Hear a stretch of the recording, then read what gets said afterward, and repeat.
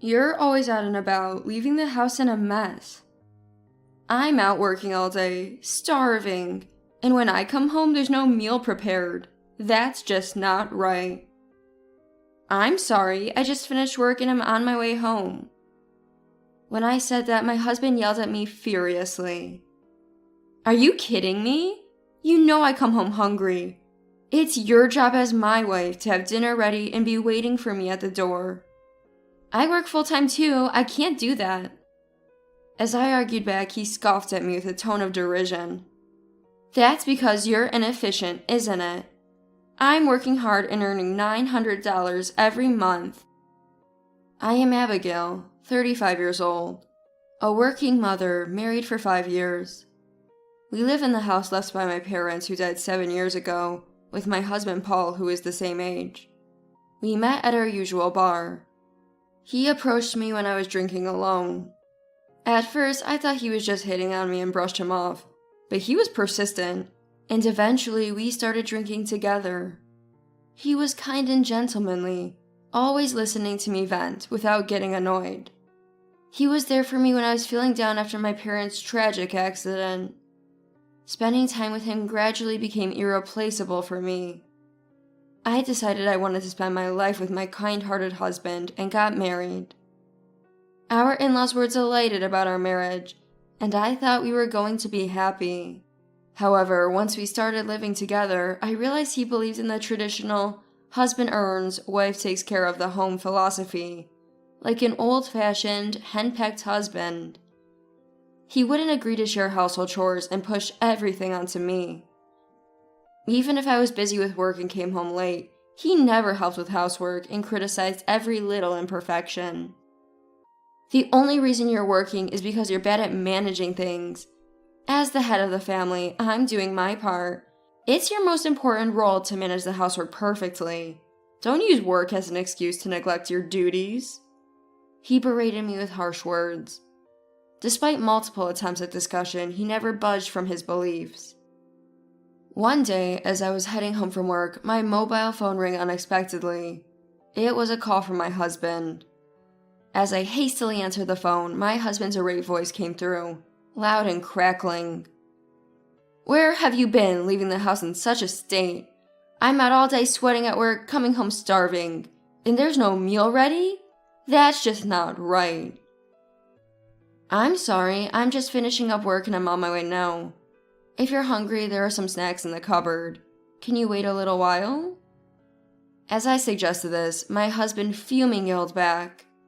Do you think this is a joke? You know I come home hungry. It's your duty as my wife to have dinner ready and greet me at the door. I'm working full-time too. I just can't do that. As I defended myself, he mocked me with a disdainful tone. That's just you being inefficient, isn't it? I work hard and bring home $900 every month. You should be more grateful to me, the breadwinner. $900 isn't enough to live on. I told you countless times. Just then it started to rain, contrary to the clear forecast in the morning. Reluctantly, I tried asking my husband to help out. Could you please bring in the laundry? It started to rain. His response dripped with exasperation. What? You can't expect me to do such tedious tasks. That's your responsibility. Our budget is tight because you can't manage it properly. I earn enough, but I allow you to work because of your demands. Don't you dare slack on your household duties. I'm hungry and irritated. I'm going out to grab some food and hit the slots. With that, he hung up without waiting for my reply. I sighed heavily and trudged home. Arriving, I found the laundry completely soaked from the rain, left abandoned on the balcony. Disheartened, I gathered the wet clothes and threw them into the washer. My husband has been working at a relative's small factory for about 15 years, but seemingly not skilled enough. He's still earning a mere $900 a month as a trainee. I've repeatedly expressed that $900 isn't nearly enough to live on, but he turns a deaf ear. Having never worked part-time as a student or gained experience elsewhere, he firmly believes he's doing enough as a provider. Left with no choice, I've been working hard to support our family. Recently, my efforts were recognized, and I was honored with a promotion, but with it came an increase in workload and often overtime. I was being overwhelmed with the demands of balancing work and household chores, yet my husband showed no concern or effort to help. The next day after finishing work, I returned home to find my husband sitting sulkily with his arms crossed. "Hello?" I greeted him. He glared at me and bellowed back. "You forgot already? I told you just yesterday to have dinner ready and greet me when I return. You're really useless." "I said it before, we both work. When I come home late, you, as an adult, can manage something like buying ready-made meals, can't you, Paul?" As I reasoned, my husband sighed dramatically. "Ugh, married you thinking I hit the jackpot with a moderately attractive woman with her own house and no annoying in-laws. Turns out you're just a washed-up hag. You don't care about your appearance anymore, and I can't find a single good thing about you. How dare you? Is that all I am to you?" I frowned, and he continued unabashedly. "What's wrong with choosing a spouse based on certain conditions? You fell for me because I was kind to you, right? My act of a gentle gentleman was convincing, wasn't it?" "I was completely fooled," I replied sarcastically, and he said smugly, "Right? Maybe I should take up acting. As for you, even a bit of effort to keep your husband interested would help. But the way you neglect yourself on weekends, I can't stand it anymore. A wife ugly and useless at housework deserves to be served with divorce papers, don't you think?" He then headed towards the door, and I followed him calling out, "Where are you going?" He turned with a sardonic smile. "I'm leaving this house for a while. It's all your fault, so I'm taking all our savings. I won't return until you apologize sincerely and realize what it's like without me, the man of the house. Think hard about it." He left me standing there dumbfounded. The savings he took were meant for our future children, which I had been diligently saving despite his unreliable income. I thought we shared the dream of building a warm family, but that was my misconception. All I could muster was a dry laugh of disbelief. 3 months later, on my day off lounging at home, my phone rang unexpectedly. It was my husband. "Hello?"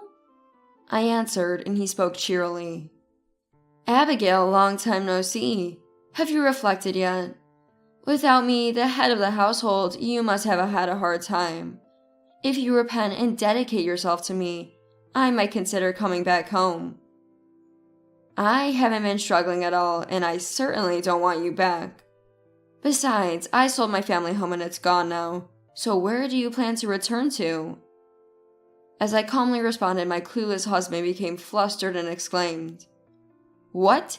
Don't be ridiculous. Even if it was my home too, why would you do something like that without consulting me?" "I'm not joking. There's a plan to build a large shopping mall in the area, and they approached us a while ago for a buyout. Everyone in the neighborhood agreed, and it made no sense for us to stubbornly refuse. The house was old, but we got a good deal, above market value." As I explained, my husband suddenly became verbose. "If we got money, then fine. Since we sold our house, that money's partly mine, right? Give me the new address. You've had time to reflect, right? It must be hard without me, the head of the household." "No, I haven't been struggling at all. I see no reason to repent, and I've been quite comfortable without you around. Let's take this opportunity to divorce." My decisiveness panicked him. "Why does it come to this? I earn $900 a month. You should be struggling without me. Isn't it harder for you without the head of the household?" I sighed at his naivety and patiently corrected him. "Actually, I've been the one supporting our finances. I earn far more than you, still a trainee after 15 years. Last month, I earned about $4,000. You're under my care, yet you delude yourself as the breadwinner. You probably want to get rid of your ugly and useless wife, right? Well, it's mutual. Your leaving was the wake-up call I needed. For that, I'm thankful." His voice quivered as he pleaded. "Wait, please. I didn't mean what I said.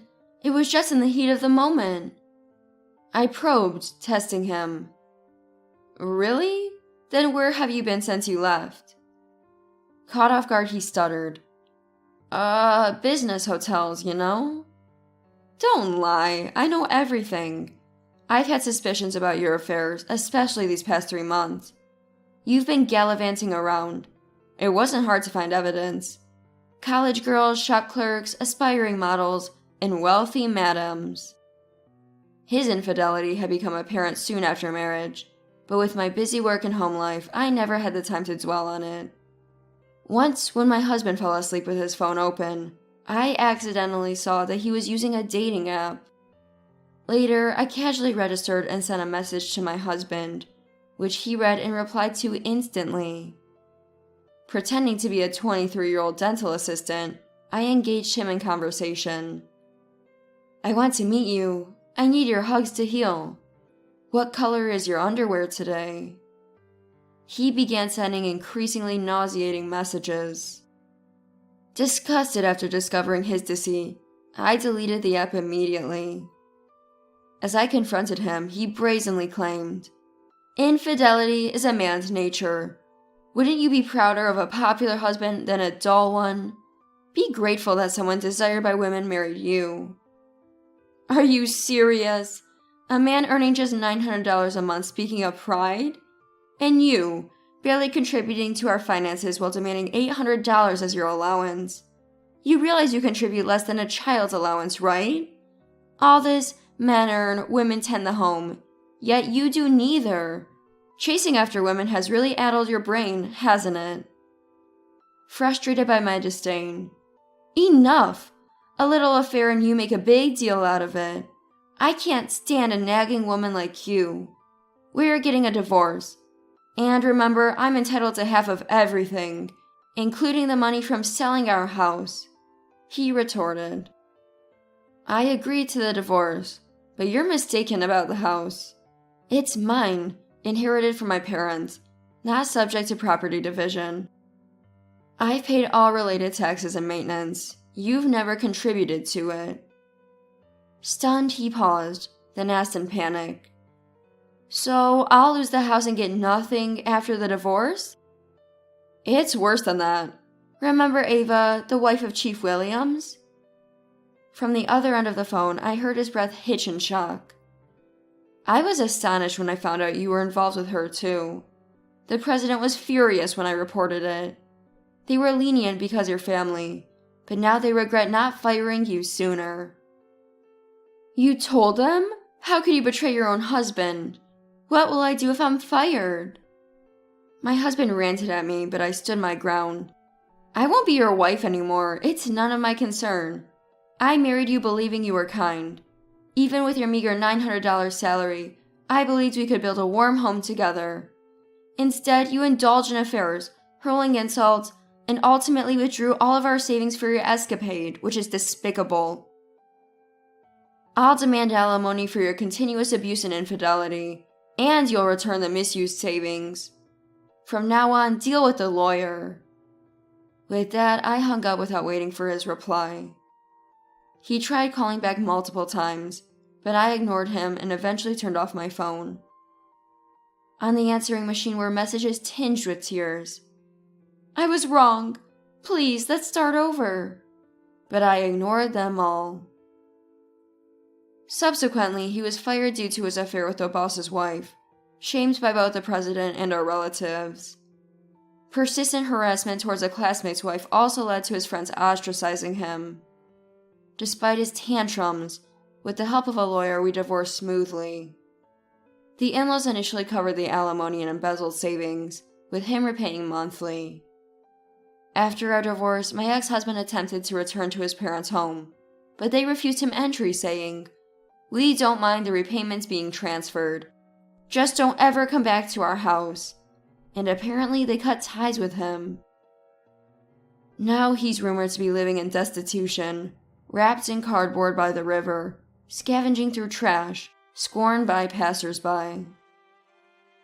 Post-divorce, I delved deeper into work and was promoted to lead a significant company project.